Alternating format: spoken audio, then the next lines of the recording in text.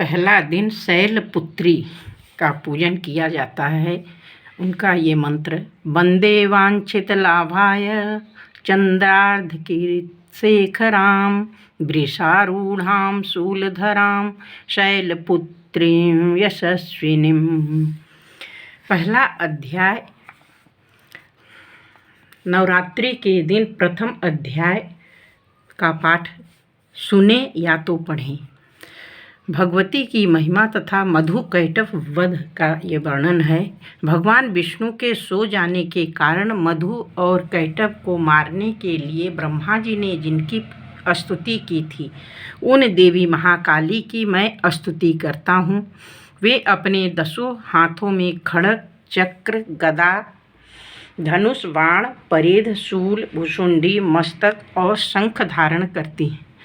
वे त्रिनेत्रों वाली हैं। उन्होंने अपने समस्त अंगों में दिव्य आभूषण धारण कर रखे हैं। मार्कंडेय ऋषि बोले, सूर्य के पुत्र सावर्णी जो 8वें मनु कहलाते हैं, उनके पैदा होने की कथा विस्तार पूर्वक सुनाता हूँ। हे ऋषियों, उसे ध्यान से सुनो। प्राचीन काल में स्वारोचित मनवंतर में चैत्र वंश में सुरथ नाम के एक राजा थे। उनका सारी पृथ्वी पर राज्य था। वे अपनी प्रजा का औरस पुत्रों की तरह पालन पोषण करते थे। इतना होने पर भी कोला विध्वंसियों के राजा के साथ उनकी शत्रुता हो गई। उनका कोला विध्वंसियों के साथ युद्ध शुरू हो गया। यद्यपि कोला विध्वंसी संख्या में कम थे, फिर भी उन्होंने सुरथ पर विजय प्राप्त कर ली। इसके बाद राजा सुरथ अपने नगर में आकर अपने देश का शासन करने लगे, परंतु कोला विध्वंसियों ने यहाँ भी राजा सुरथ पर आक्रमण कर दिया। राजा सुरथ का बुरा समय जानकर उसके दुरात्मा, दुष्ट और बलवान मंत्रियों ने राजा की सेना, कोष आदि पर अपना अधिकार कर लिया। अपना बुरा समय समझकर राजा सुरथ अकेला ही घोड़े पर बैठकर हिरण का शिकार खेलने के बहाने घने जंगल में चला गया। वहाँ पर उसे एक आश्रम दिखाई दिया, जहाँ पर जंगली पशु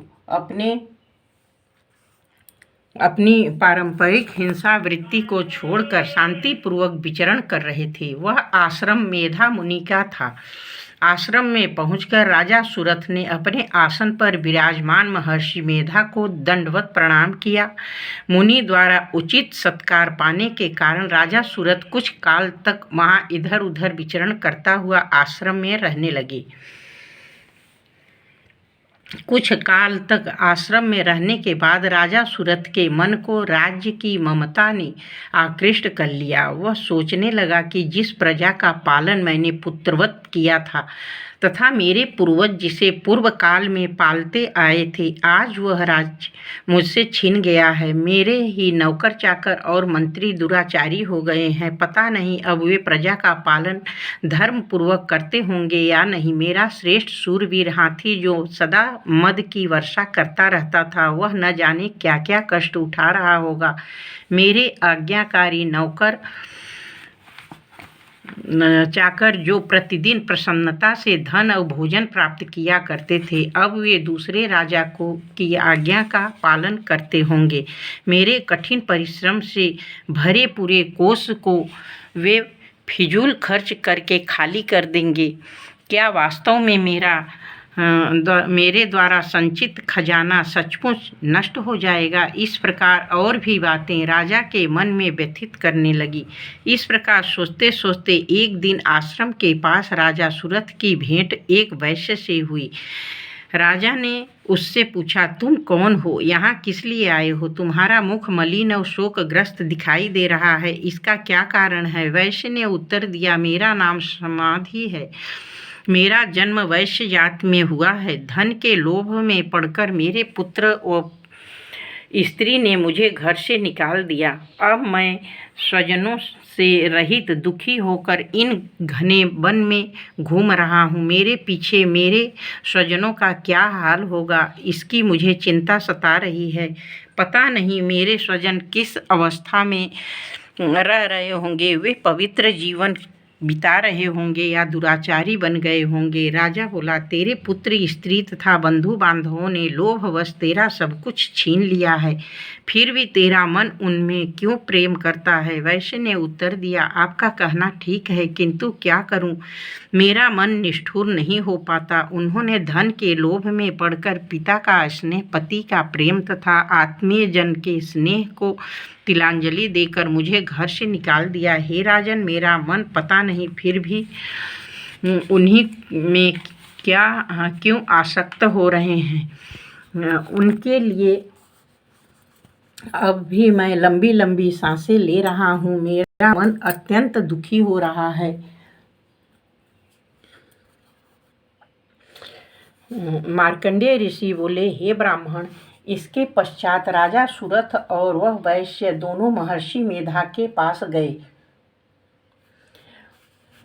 दंडवत प्रणाम करके राजा सुरथ महर्षि से बोले, भगवान, मैं आपसे एक बात पूछना चाहता हूँ, उसे बताइए। मेरा मन मेरे बस में नहीं है। यह बात मेरे मन को आंदोलित कर रही है। मेरा राज्य मेरे हाथों से निकल गया है, फिर भी मेरी ममता राज्य के बारे में बनी हुई है। इधर इस वैश्य को भी पुत्र, स्त्री तथा संबंधियों ने अपमानित करके घर से निकाल दिया है। यद्यपि इसके संबंधियों ने त्याग दिया है, फिर भी इसका मन उनमें ही रमा रहता है। इस प्रकार हम दोनों अत्यंत दुखी हैं। हे ऋषिवर, उन लोगों के अवगुणों को देखकर भी हम दोनों के मन में उनके लिए ममता उमड़ रही है। हमें इसका ज्ञान होते हुए भी ऐसा क्यों है? अज्ञानी मनुष्यों की तरह हम दोनों में यह मूढ़ता क्यों है? महर्षि मेधा बोले, विषय मार्ग का ज्ञान सब जीवों को है। इसी प्रकार विषय भी सबके लिए अलग है। कुछ प्राणी दिन में नहीं देखते तो कुछ प्राणी रात में नहीं देखते। कुछ प्राणी दिन और रात में बराबर देखते हैं। यह ठीक है कि मनुष्य सब प्राणियों में समझदार है, किंतु केवल वे ही ऐसी नहीं होते। पशु पक्षी भी ज्ञान रखते हैं। जैसा ज्ञान मनुष्यों में है, वैसे ही ज्ञान पशु पक्षियों में भी है। ज्ञान के होने पर भी इन पक्षियों को देखो, ये अपने बच्चों की चोंच में दाना डाला करते हैं। भूख से पीड़ित होने पर भी ये पहले बच्चों को खिलाते हैं। हे भद्र पुरुषों, क्या उन पुरुषों को नहीं देखते जो प्रत्युपकार के लोभ के कारण पुत्रों की प्राप्ति की कामना करते हैं? लोभ के वशीभूत होकर उनका पालन पोषण करते हैं। पुत्र पौत्र उनका भरण पोषण न भी करें, फिर भी माता पिता तो अपने बच्चों का पालन पोषण करते ही हैं। संसार में महामाया के प्रभाव से ममता रूपी भंवर से युक्त होकर मोह के भंवर में डाल दिए गए हैं। इसमें विस्मय करने की कोई बात नहीं है, क्योंकि यह सब भगवान विष्णु की योग निद्रा है। महामाया ने सारे विश्व को मोहित कर रखा है। वही देवी योग माया ज्ञानियों के चित्त भी देवी महामाया बलपूर्वक खींचकर मोह में डाल देती है। उसी महामाया के द्वारा यह चराचर संसार उत्पन्न होती है। देवी महामाया प्रसन्न होकर अपने भक्तों को वरदान देती हैं, जिससे मुक्ति प्राप्त होती है। वही मुक्ति की परम हेतु है। वही सनातनी ब्रह्म ज्ञान स्वरूप विद्या है। यह देवी ही सांसारिक बंधनों का कारण है तथा वही सर्वेश्वर की ईश्वरी हैं। राजा सुरथ बोले, हे महात्मा, आप जिसको महामाया कहते हैं वह कौन सी देवी हैं? हे ब्राह्मण श्रेष्ठ, यह देवी किस प्रकार उत्पन्न हुई, उसका क्या कार्य है, उसका स्वभाव स्वरूप आदि के विषय में जानना चाहता हूँ। ऋषि बोले, हे राजन, वह देवी तो नित्य स्वरूपा हैं। उसके द्वारा यह संसार रचा गया है, फिर भी उसकी उत्पत्ति अनेक प्रकार से होती है। यह सब मैं आपको बताता हूँ। वह देवताओं का कार्य सिद्ध करने के लिए प्रकट होती हैं। एक बार संसार को जलमग्न करके जब भगवान विष्णु योग निद्रा का आश्रय लेकर शेष शैया पर सो रहे थे, तब मधु कैटभ नाम के 2 प्रसिद्ध राक्षस उनके कानों के मैल से प्रकट हुए और ब्रह्मा जी को मारने दौड़े। ब्रह्मा जी विष्णु जी की नाभि कमल में जा छिपे। ब्रह्मा जी ने भगवान विष्णु को सोया हुआ देखकर हृदय को एकाग्र करके इसी योग निद्रा की स्तुति की। यह स्तुति भगवान विष्णु को जगाने हेतु की गई थी। उस समय भगवान विष्णु के नेत्रों में योग निद्रा देवी ने निवास कर रखा था। योग निद्रा देवी भगवान विष्णु की अतुल तेज वाली अनुपम शक्ति हैं। ब्रह्मा जी बोले, हे महामाया, तुम ही स्वाहा हो, तुम ही स्वधा हो, तुम ही वक्रकार स्वर हो। हे देवी, तुम ही अमृत हो, नित्य ओमकार स्वरूप अक्षर ब्रह्म में अ उ म इन 3 मात्राओं में तुम स्थित हो तथा इन 3 मात्राओं के अतिरिक्त नित्य आधी मात्रा व्यंजन जिसका उच्चारण विशेष रूप से नहीं हो सकता वह भी तुम ही हो। हे देवी, तुम ही संध्या हो, तुम ही सावित्री हो और हे देवी, तुम ही संसार की जननी अर्थात संसार की रचना करने वाली माता हो। संसार का पालन भी तुम ही करती हो, अंत में इसका संहार भी तुम ही करती हो। हे मातेश्वरी, सृष्टि को रचते समय तुम सृष्टि रूपा हो, पालते समय तुम स्थिति रूपा हो, कल्पांत में जब इस प्रकार का प्रलय करती हो तो संहृति रूपा भी तुम ही हो। तुम ही महाविद्या, महामाया, महामेधा, महास्मृति, महारात्रि हो। हे मातेश्वरी, तुम ही समस्त चराचर के तीनों गुण सत्व, रज और तम की उत्पन्न करता प्रकृति स्वरूप हो। हे देवी, तुम ही कालरात्रि, महारात्रि तथा दारुण मोहरात्रि हो। श्री भी तुम ही हो, ईश्वरी भी तुम ही हो, लक्षण बुद्धि भी तुम ही हो। हे देवी, तुम ही लज्जा, पुष्टि, तुष्टि, शांति एवं क्षमा हो। खगधारिणी, त्रिशूल धारिणी, घोर रूपा, गदा तथा चक्र धारण करने वाली तुम ही हो। हे देवी, शंख, धनुष, बाण, भुसुंडी और परिध धारण करने वाली तुम ही हो। तुम ही सौम्य हो, सौम्यंतर हो, सभी सुंदर पदार्थों से भी तू अत्यंत सुंदरी हो। हे देवी, पर और अपर में श्रेष्ठ तुम ही हो और तुम ही परमेश्वरी हो। हे सभी स्वरूपों को धारण करने वाली, जहाँ कहीं सत्य और असत्य वस्तुएं हैं उन सब में जो शक्ति है वह तुम ही हो। हे देवी, उन समस्त वस्तुओं की शक्ति तुम ही हो। मैं आपकी किस तरह से प्रार्थना करूं, जो इस संसार की रचना, पालन और संहार करता है। ऐसी अवस्था में तुम्हारी स्तुति कौन कर सकता है। इस जगत की सृष्टि, पालन और संहार करने वाले विष्णु भगवान को जब तुमने निद्रा के वशीभूत कर दिया है तो फिर तुम्हारी स्तुति कौन कर सकता है। हे देवी, मुझे भगवान विष्णु को एवं भगवान महादेव को भी तुमने शरीर प्रदान किया, इसी कारण आपकी स्तुति करने की शक्ति किसमें हो सकती है। हे देवी, तुम अपने उदार प्रभाव के द्वारा ही स्वयं प्रशंसित हो।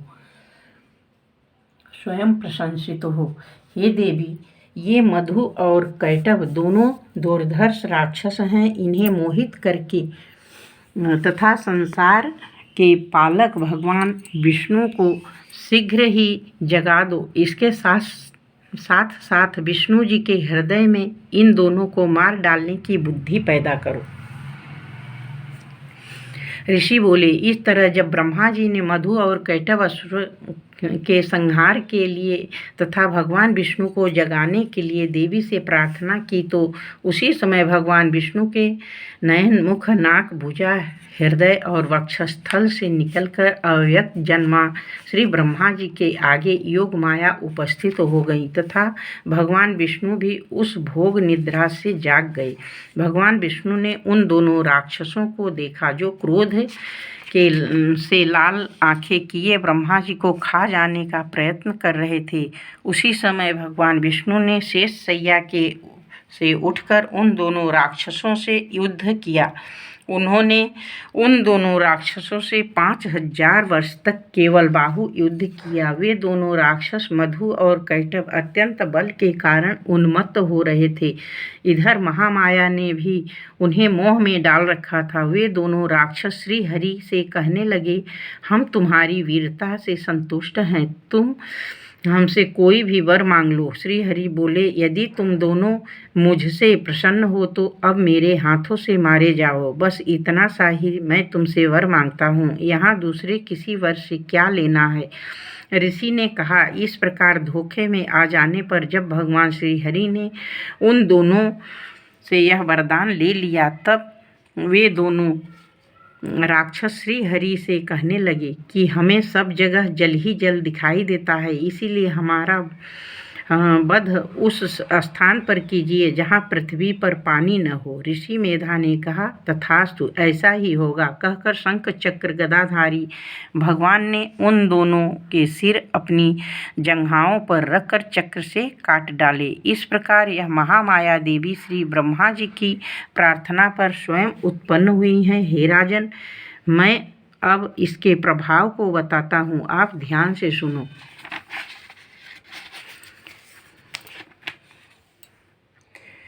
प्रथम अध्याय। बोलिए माता रानी की जय, बोलो सच्चे दरबार की जय, माँ अम्बे रानी की जय।